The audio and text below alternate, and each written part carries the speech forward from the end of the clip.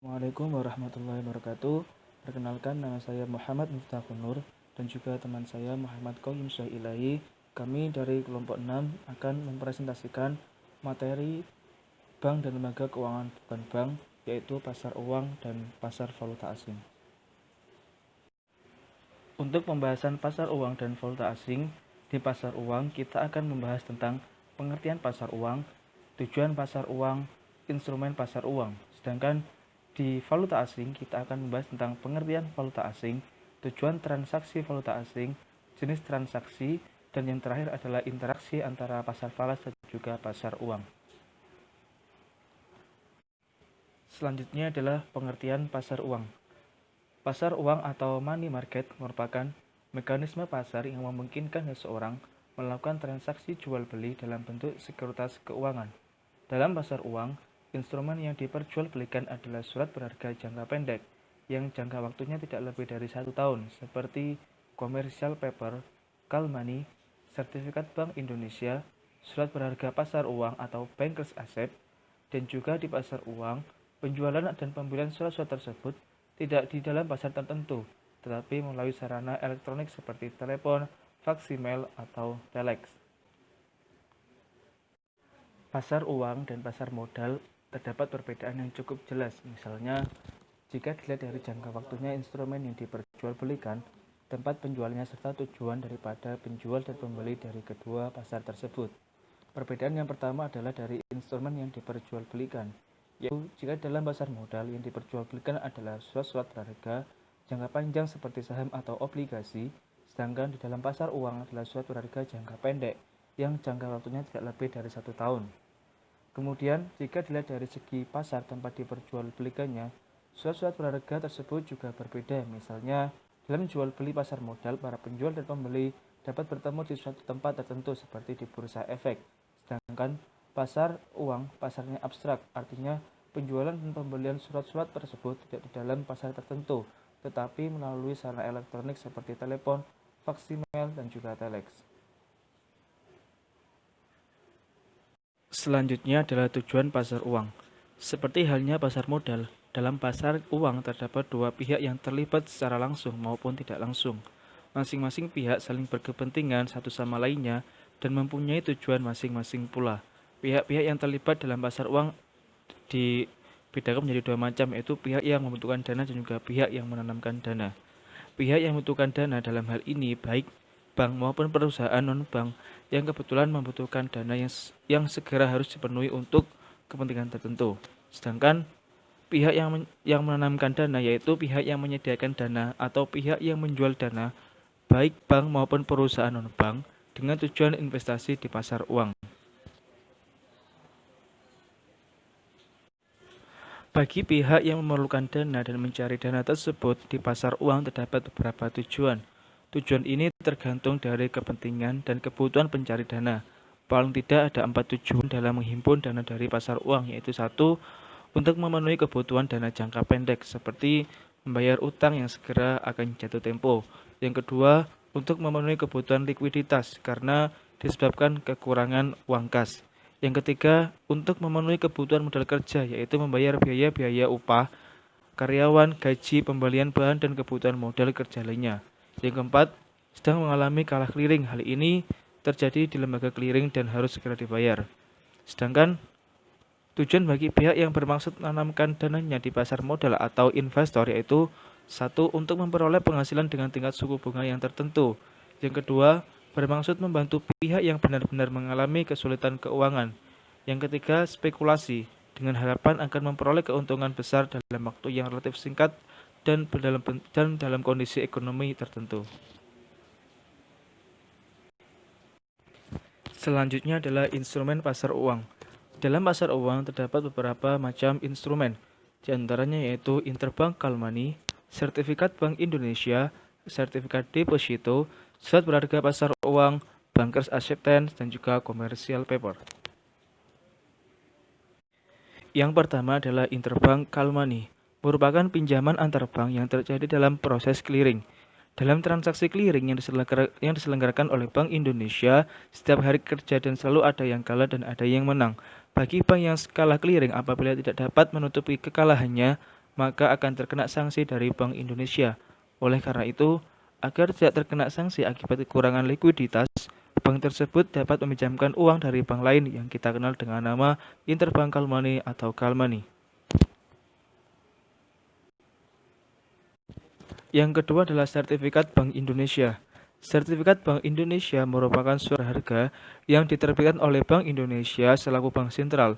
Penerbitan SBI dilakukan atas unjuk dengan nominal tertentu dan penerbitan SBI biasanya dikaitkan dengan kebijaksanaan pemerintah terhadap operasi pasar terbuka atau open market operation dalam masalah penanggulangan jumlah uang yang beredar dalam masyarakat. Selanjutnya yaitu sertifikat deposito. Sertifikat deposito yaitu instrumen pasar uang yang diterbitkan atas unjuk dengan nominal tertentu serta jangka waktu yang bervariasi sesuai dengan keinginan bank. Perbedaan antara sertifikat deposito dengan deposito berjangka adalah dalam hal identitas, di mana sertifikat deposito atas unjuk, sedangkan deposito berjangka atas nama. Dengan tanpa identitas atau atas unjuk ini, maka sertifikat deposito dapat diperjualbelikan atau dipindah tangankan, sedangkan deposito berjangka tidak. Kemudian, dalam hal nominal sertifikat deposito sudah tercetak sedangkan deposito berjangka belum. Perbedaan lainnya adalah dalam hal penarikan bunga, di mana sertifikat deposito dapat ditarik di muka sedangkan deposito berjangka hanya dapat ditarik setiap bulan atau setelah jatuh tempo.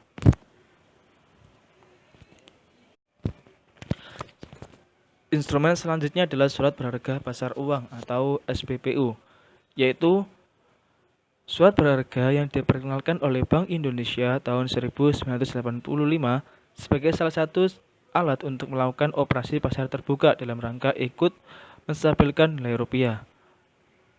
Bank atau lembaga keuangan yang ingin memperoleh dana jangka pendek dan menerbitkan SBPU ini kemudian diperjualbelikan dengan Bank Indonesia atau pihak-pihak lainnya. Penerbitan warkat-warkat dapat berupa wesel atau promise dengan jangka waktu antara 30 hari sampai dengan 180 hari. Selanjutnya yaitu bankers accept, yaitu wesel bank yang diberikan cap dengan kata-kata accepted dan dapat diperjualbelikan di pasar uang sebagai salah satu sumber dana jangka pendek. Jangka waktu penarikan wesel berkisar antara 30 hari sampai 180 hari. Wesel yang diberi cap inilah yang kemudian kita kenal dengan bankers acceptance. Kemudian instrumen yang terakhir adalah commercial paper. Commercial paper merupakan kertas berharga yang dapat diperdagangkan di pasar uang dengan jangka waktu yang tidak lebih dari 1 tahun. Yang termasuk ke dalam jenis commercial paper adalah promise yang diterbitkan oleh perusahaan lembaga keuangan termasuk bank. Penerbitan promise yang termasuk ke dalam jenis commercial paper ini tidak disertai dengan jaminan tertentu, seperti halnya jenis surat berharga pasar uang lainnya, bahwa penerbitan commercial paper ini dilakukan untuk memenuhi kebutuhan modal jangka pendek perusahaan, di mana kepada si pemegang promise penerbit berjanji untuk membayar sejumlah uang tertentu pada saat jatuh tempo.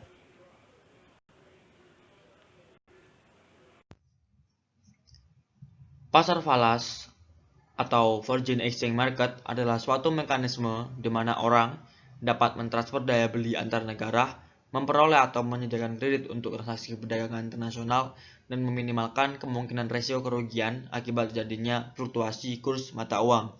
Dalam perdagangan falas, hanya mata uang yang tergolong convertible currencies yang sering diperdagangkan, sedangkan yang tidak termasuk dalam golongan tersebut jarang diperdagangkan. Pasar falas sendiri transaksinya bisa dilakukan baik antar negara maupun dalam suatu negara.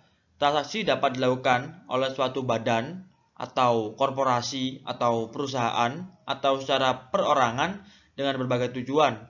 Dalam setiap kali melakukan transaksi valuta asing, maka digunakan suatu kurs atau suatu nilai tukar di mana nilai tukar tersebut dapat berubah-ubah sesuai kondisi dari waktu ke waktu, yang dimana kurs ini bisa berubah bila kebijakan ekonomi atau kebijakan politik di sebuah negara berubah-ubah. Dalam prakteknya, pasar falas dapat dijangkau oleh setiap negara dengan sarana telekomunikasi yang ada. Karena pasar falas yang menyangkut banyak negara di seluruh dunia, maka transaksi yang dilakukan hampir tidak pernah tidur karena perbedaan waktu di setiap negara. Sebagai contoh, pada saat suatu transaksi tutup di suatu negara karena sudah larut malam, maka pada saat yang sama di negara lain transaksi baru saja dimulai karena pagi hari. Demikian transaksi selalu berputar antara pusat-pusat keuangan seperti New York, London, Tokyo, Hong Kong, bahkan di Jakarta sendiri. Di Indonesia, Bank Indonesia juga menyelenggarakan bursa falas, di mana bank-bank devisa dapat melakukan transaksi falas dengan BI. Kurs ditentukan oleh BI, dan kurs selalu berubah-ubah setiap hari.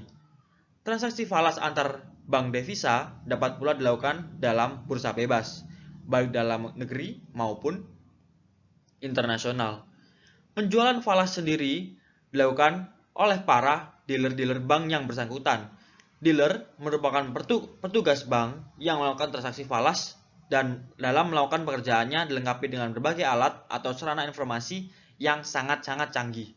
Tempat melaksanakan pekerjaan ini, para dealer dikumpulkan dalam suatu ruangan tertentu yang disebut dealing room. Ruangan ini tidak dapat dimasuki oleh sembarang orang. Setiap kejadian atau perubahan kurs dapat dimonitor melalui layar televisi dan alat informasi lainnya, seperti jam dinding yang dilengkapi waktu setiap negara. Dalam perdagangan pasar falas internasional, hanya mata uang yang tergolong convertible currencies yang sering diperdagangkan, dengan yang tidak termasuk dalam golongan tersebut jangan diperdagangkan. Yang menentukan golongan convertible currencies adalah salah satunya volume perdagangan suatu negara, baik secara kualitas maupun secara kuantitas, di samping faktor lainnya. Nah, contoh dari convertible currency sendiri ada USD, dolar Amerika Serikat, ada franc Prancis, yen Jepang, yuan Cina, dolar Australia, dan dolar Singapura. Lalu ada jenis mata uang yang lemah, yaitu soft currencies, di mana mata uang ini biasanya tidak diperjualbelikan karena ya memang lemah, dan mata uang ini biasanya ada di negara-negara yang sedang berkembang seperti rupiah India, peso Filipina, dolar Zimbabwe, Bolivar Venezuela, dan tentunya juga mata uang negara kita, yaitu mata uang negara Indonesia. Di samping transaksi falas juga dapat dilakukan antar bank dengan nasabahnya, seperti transaksi uang kertas asing atau banknotes, ada traveler check, ada giro falas, transfer ke luar negeri, dan juga kegiatan mata uang asing lainnya. Dalam transaksinya juga bank menggunakan kurs jual dan kurs beli, di mana penggunaan kurs dapat dilakukan sebagai contohnya adalah saat kurs jual adalah bank menjual dan nasabah membeli, sedangkan kurs beli adalah pada saat bank membeli dan nasabah menjual. Khusus untuk uang kertas asing atau banknotes, bank menggunakan kurs banknotes, sedangkan untuk falas lainnya bank menggunakan kurs devisa umum. Dan selisih antara kurs jual dan kurs beli yang disebut spread, yang merupakan keuntungan bank dan dalam praktiknya selalu kurs jual lebih tinggi daripada kurs beli. Penentuan kurs sendiri, pihak perbankan mengacu kepada kurs konvensi yang dikeluarkan oleh perbankan setiap hari, kemudian ditambahkan dengan keuntungan yang diinginkan. Tujuan transaksi falas sendiri ini ada banyak. Yang pertama ada transaksi pembayaran. Sebagai misal adalah PT Maras dari Indonesia membeli mesin-mesin dari PT Roche di Jerman. Lalu ada mempertahankan daya beli, di mana contohnya adalah kebijakan pemerintah melakukan devaluasi bertujuan untuk meningkatkan ekspor sehingga barang-barang kita yang luar negeri menjadi lebih kompetitif. Hal ini tentu saja akan mempertahankan daya beli di Indonesia. Lalu ada mengirim uang ke luar negeri, ini transfer uang bagi misal menggunakan PayPal. Lalu ada mencari keuntungan, yang ini juga tentu saja bank mencari keuntungan dalam praktek jual beli tentunya. Lalu ada pemanggaran resiko atau hedging. Dalam hal pemanggaran resiko sendiri atau hedging seringkali terhadap uang dalam valuta asing. Hal ini akibat dari sering terjadinya kenaikan kurs yang terus-menerus. Kenaikan kurs ini dapat meningkatkan nilai pinjaman atau uang jika tidak dilakukan hedging. Dengan dilakukan hedging, minimal risiko kerugian dapat diperkecil seminimal mungkin. Lalu yang terakhir adalah kemudahan berbelanja.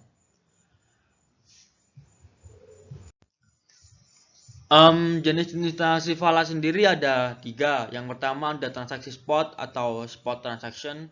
Dalam transaksi ini biasanya penyerahan falas ditetapkan 2 hari kerja berikutnya. Misalnya kontrak jual beli falas ditutup tanggal 10, maka penyerahannya dilakukan tanggal 12. Namun apabila tanggal 12 hari Minggu atau hari libur, maka penyerahan dapat dilakukan pada hari berikutnya.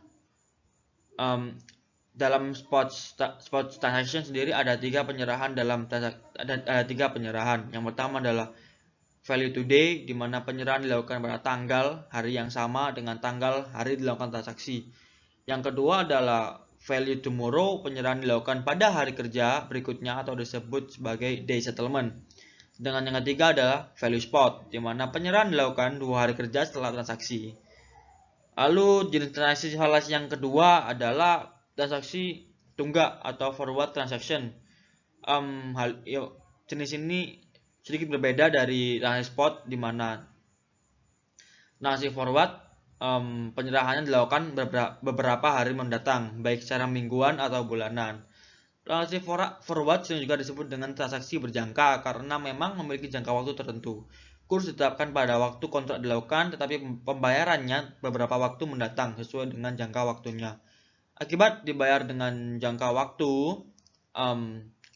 maka rate yang digunakan dalam transaksi forward lebih tinggi jika dibandingkan dengan transaksi spot. Transaksi semacam ini disebut premium, dan bila yang tadi sebaliknya disebut diskon.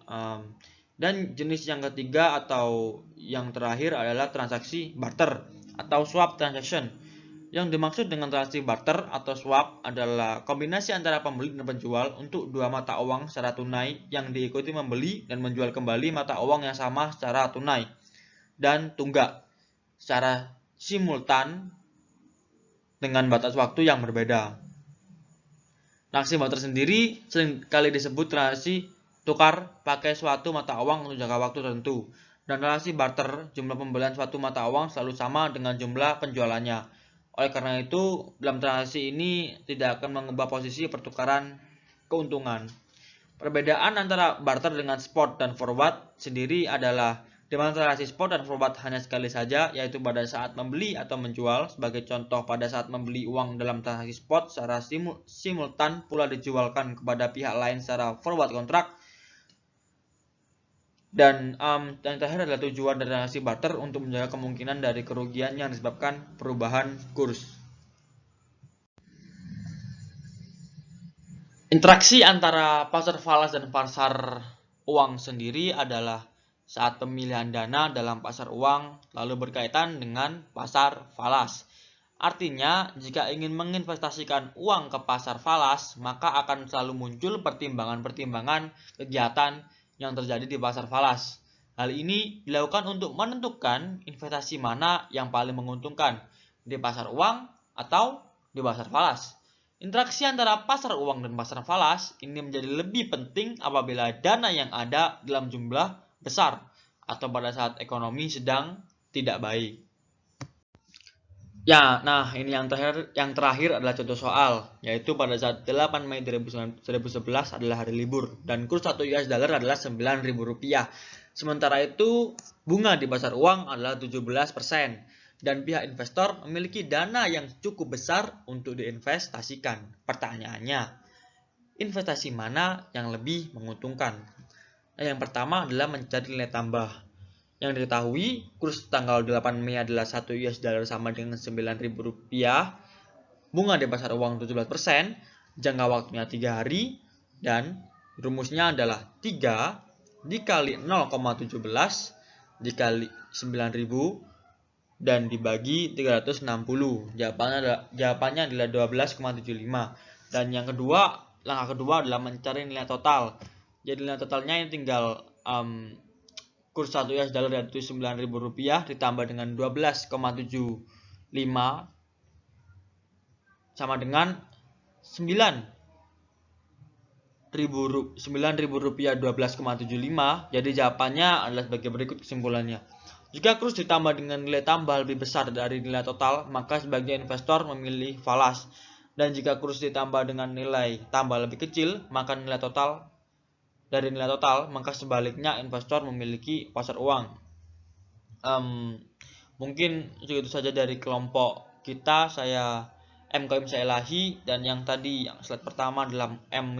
Miftahun Nur. Undur diri, terima kasih sudah mendengarkan. Mohon maaf bila banyak kurang kata atau salah kata atau kata-kata yang tidak jelas. Terima kasih sudah mendengarkan. Assalamualaikum warahmatullahi wabarakatuh.